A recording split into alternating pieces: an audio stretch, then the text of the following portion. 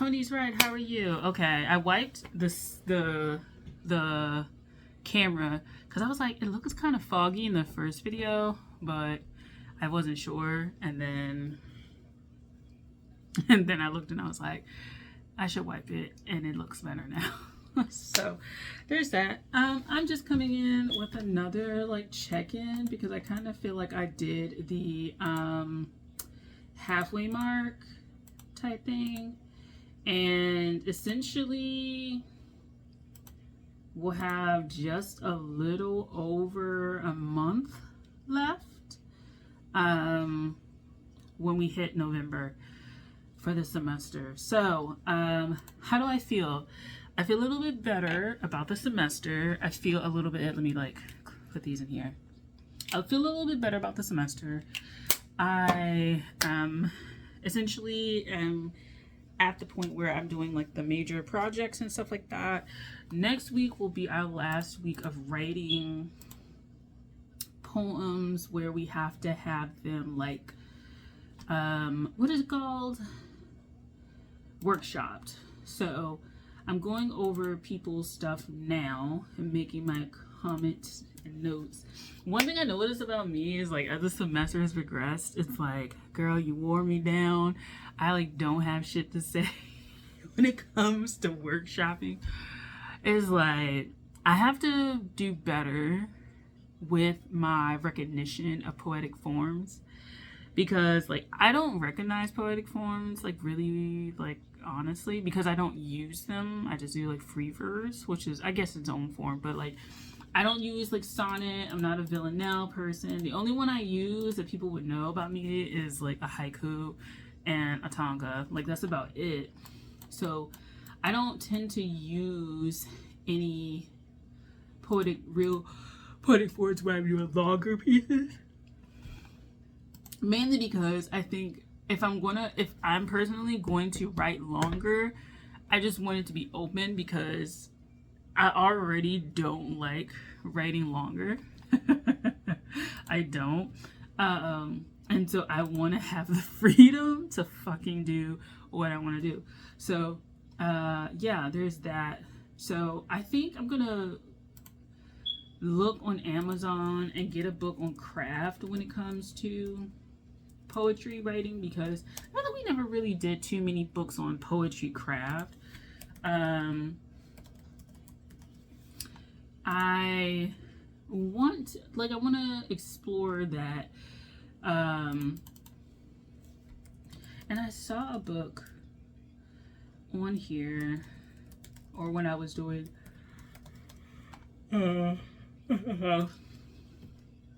Mary Oliver's Poetry Handbook, A Prose Guide to Understanding and Writing Poetry. So I might consider that one. There's one that looks pretty interesting. It's called The Making of a Poem, a Norton Anthology of Poetic Forms. I might get that one into. I might get that one too, because I'm interested. I just want to step my game up, and I feel like I'm still, in reading my poetry, lacking a bit of understanding of craft that I think would really elevate me. And I want to read outside perspectives. And what I mean by that, perspectives that are not necessarily just my teachers, because I also want to have non-university, non-program like influences. I just kind of do. So there's that. So I might consider this Making of a Poem. It's Evan Boland's Mark Strand, and then the Mary Oliver one is the other one that I'm considering. So for thesis, essentially we're coming to our last week next week of workshopping our stuff. We still have to have the poem per week kind of done, our edits and things like that together. So I've lost a little bit of steam actually in revising, so I'm going to try and pick that back up. I just had a lot due like these last few weeks. Like I was a poetry reader, so I had to like wrap up the poetry stuff. And then I also was a grant reviewer for something. And I had to finish reading all of the profiles and stuff like that. And I was just, because I was behind, I also just wasn't going to push myself to like also revise anything. But I think I'm in the space where I want to revise more things, because I don't think that I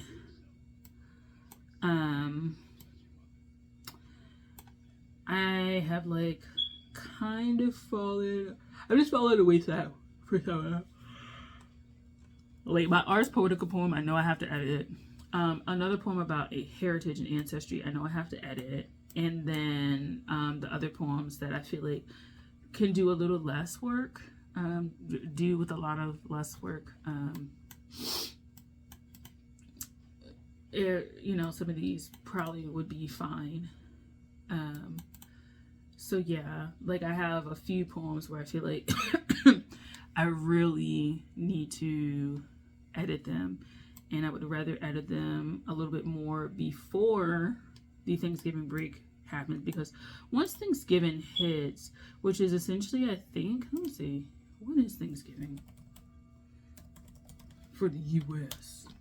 The 27th. Yeah, because once the 27th hits of November, I only have like a week left in general. Like most of my classes wrap up that first week, and then we just have the second week to finish portfolios, finish other works and stuff like that. And so essentially by Thanksgiving we're kind of done for the semester, and I don't want to spend my Thanksgiving break editing things, even though I probably will. But like I just don't want to do that shit, to be honest. So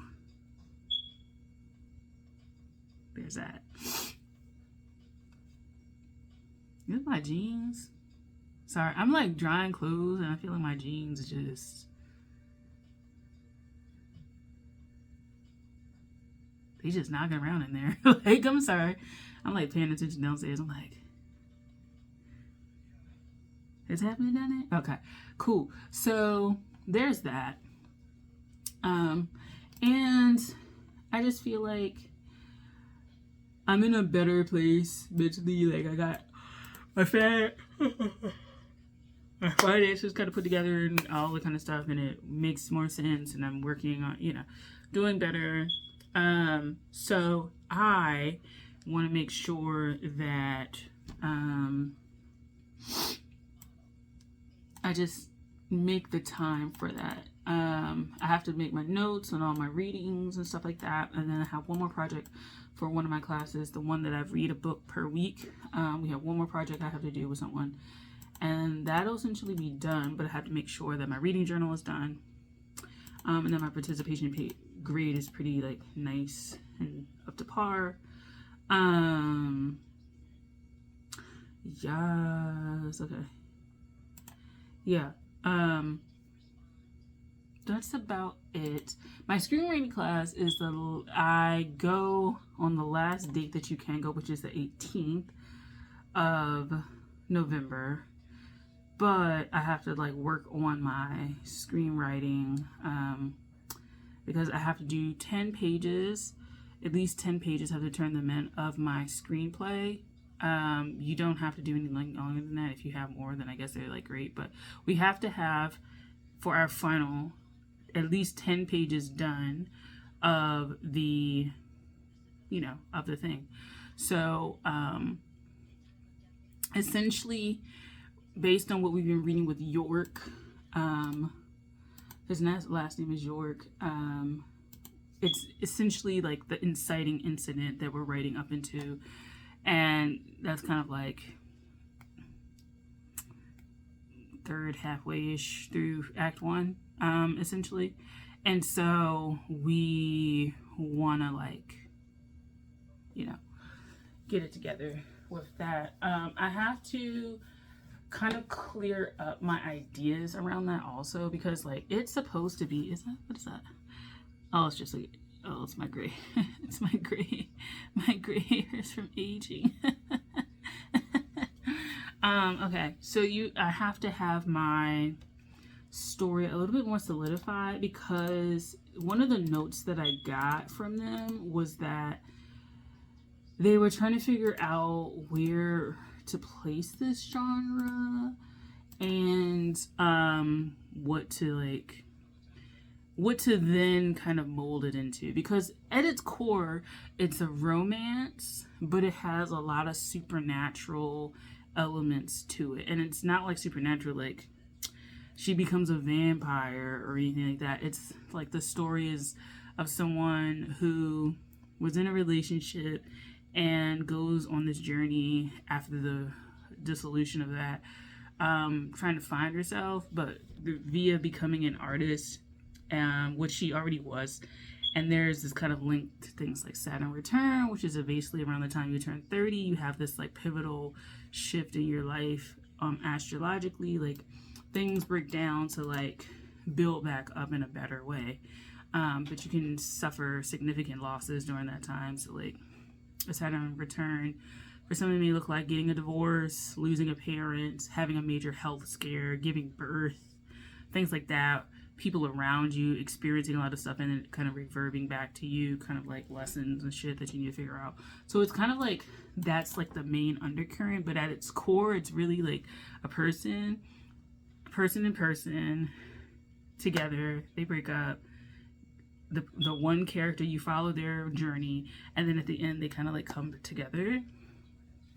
But it's just like that in between stuff that's filled with like the more surreal, fantastical, supernatural type things, because she does a meditation in order to improve her, like, you know, connection to her art and stuff like that.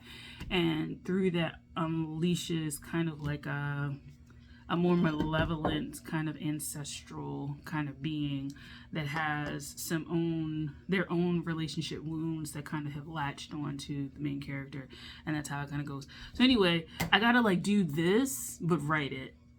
I gotta like talk about it but write it, you know, like I gotta write it. So that's what I am working on. But like having to write 10 pages of that, I have to think about dialogue and have to think about the action lines. And so because we were trying to figure out how to place it, it also means I have to be very careful with not fucking this up, right? So yeah, that's about it.